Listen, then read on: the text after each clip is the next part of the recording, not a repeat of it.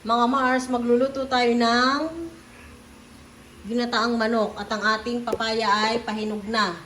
Meron tayong siling haba, bawang sibuyas at luya.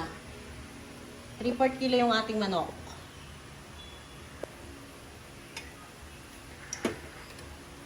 Maggisa na tayo. Pinagsama-sama ko na siya.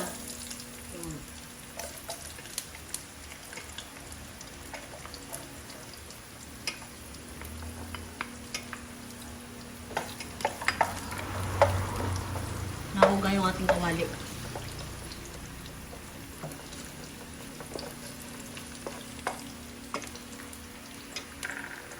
Ilalagay ko muna yung ating manok.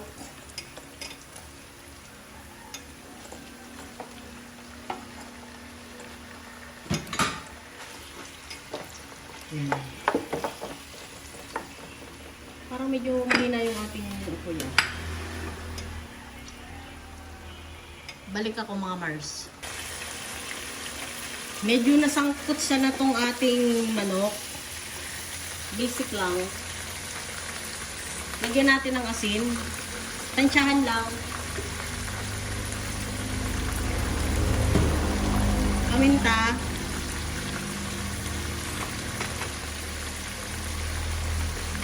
At pwede na natin ilagay itong ating papaya.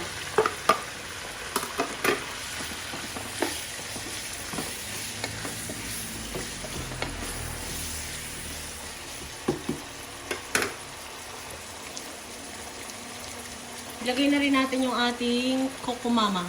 Fresh gata. 200 ml siya.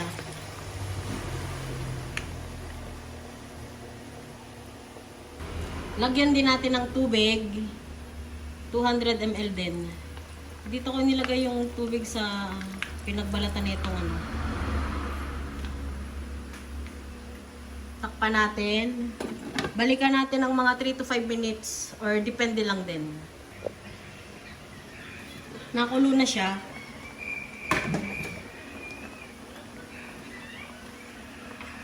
Malambot na rin yung karne tsaka yung ating papaya. So ilagay natin yung ating pampaanghang.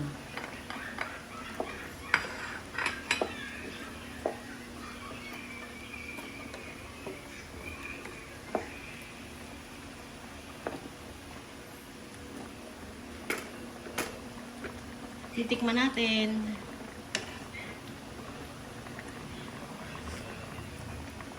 Wow! Manamis-namis.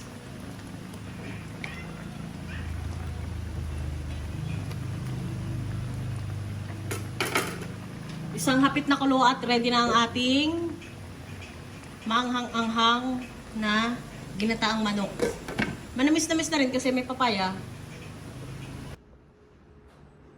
Mga Mars, serve na ang ating ginataang manok na manamis-namis.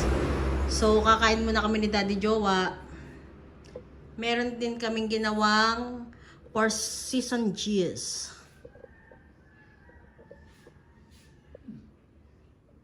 So, mga Mars, maraming salamat sa panonood. Ingat tayo lagi.